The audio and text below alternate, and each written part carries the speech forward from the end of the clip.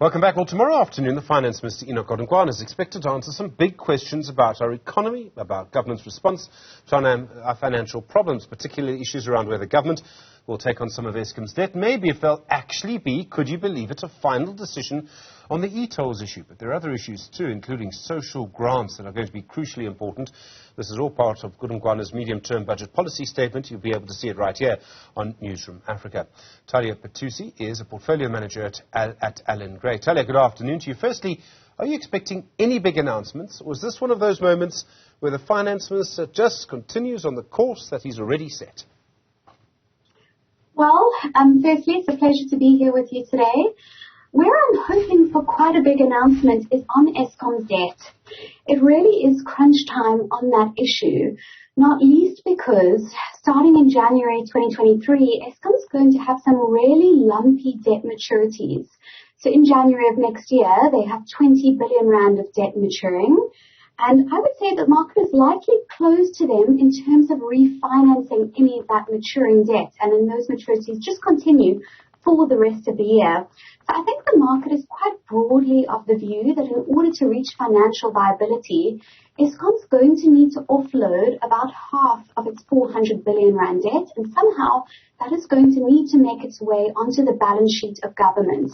So I am expecting an announcement on that tomorrow, and I'm hoping for details in terms of what that mechanism of taking the debt on is going to be. Is perhaps SA government going to use some of their cash balances to buy back some of Eskom's debt?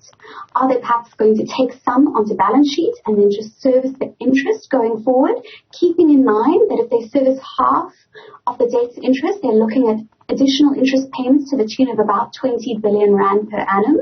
But really, we do need finality on that issue before next year.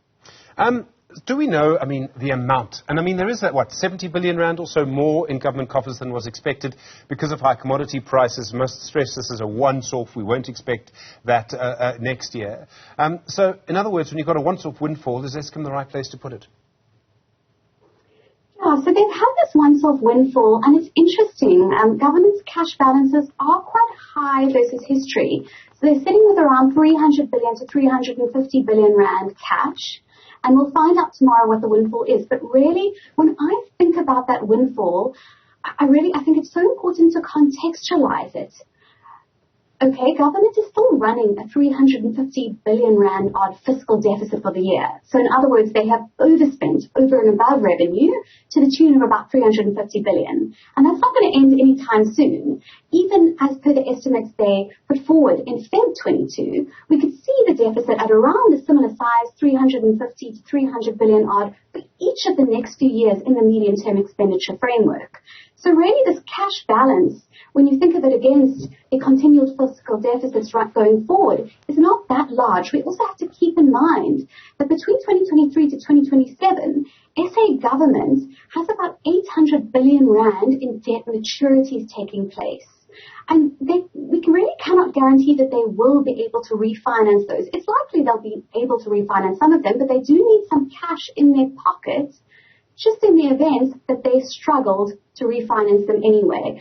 So I don't think of their cash as being enormous. I don't think of the 70 billion rand windfall as really being able to help them to any great degree. And I think it's important to contextualize that windfall against the size of the spending pressures that are due to come in the next few years.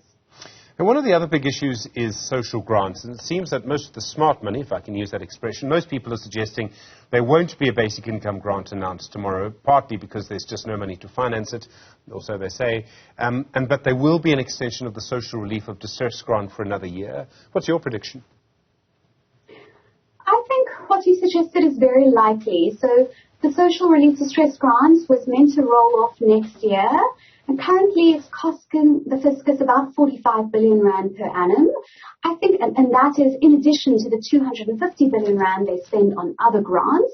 I think it's very likely that they will extend it, but that they might perhaps change the details of the grant and turn it into a job seekers grant, such that people who qualify for the grant must prove that they are actively seeking employment.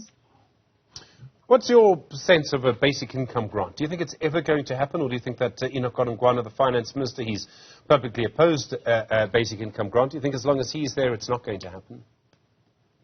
I think right now there just really isn't enough cash for it. As I mentioned, we're looking at about 300 billion rand fiscal deficits for each of the next few years. That's going to be a tall order for SA government to fund those deficits.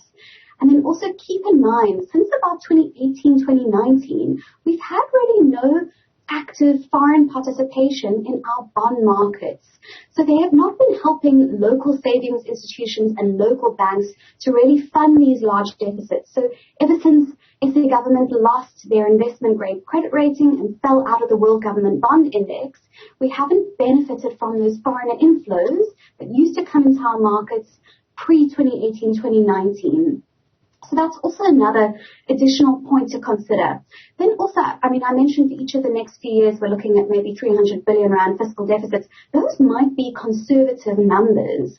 So at the Feb 22 budget, Enoch Godongwana had penciled in for each of the next 3 years about a 2.6% per annum increase in the public sector wage bill. Now, anybody who's been tracking the news of late will know that unions are demanding closer to 6.5% to 10% per annum. So if you suddenly even just use the low end of those estimates, bake in 6.5% for each of the next 3 years, it means by financial year 25, the deficit is suddenly bigger by another 100 billion rand. So that really crowds out the ability to offer more grants. To hear you talk, there are many people who suggest that maybe tomorrow there'll be some kind of certainty around e-tolls in Gauteng, also burning a bit of a hole in government's pocket through SANRAL. Are you expecting any announcement there? I'm not. I'm not really. That issue's been dragging on for so long. I think I'm lost faith in getting an update anytime soon. Another key issue, though, just on the state-owned entity side, away from SANRAL, that I'm hoping for some clarity on, if not now, then perhaps at the Feb budget, is that of Transnet. Enoch Godongwana, I believe, was quoted in News 24 recently, saying that if we do not make an intervention on Transnet soon, we will have another Escom on our hands. And I believe, what he means there is Transnet's free cash flow generation is incredibly poor. They have a lot of debt.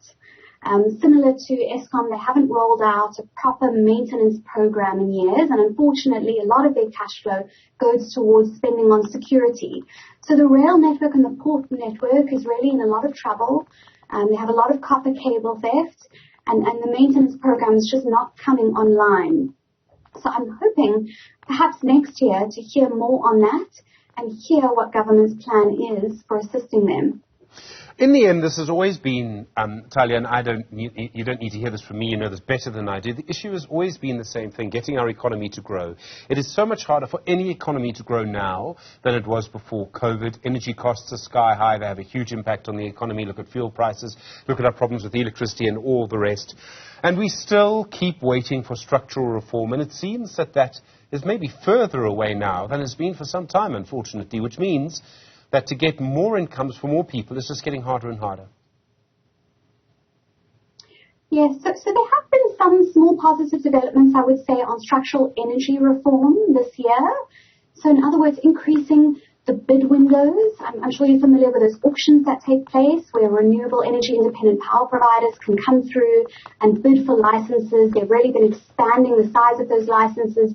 And I think in total, across bid window 1 to bid window 6, there could be as much as 20 gigawatts on offer. Now, it will take a really long time for those projects to come online, but that's a big part of our energy grid's current generation capacity, which is about 60 gigawatts.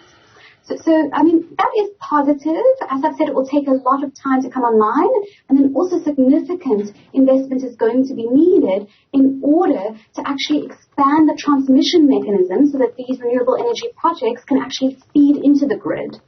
So it is some time away, but I'd say there are some green shoots on the energy reform side that are coming through.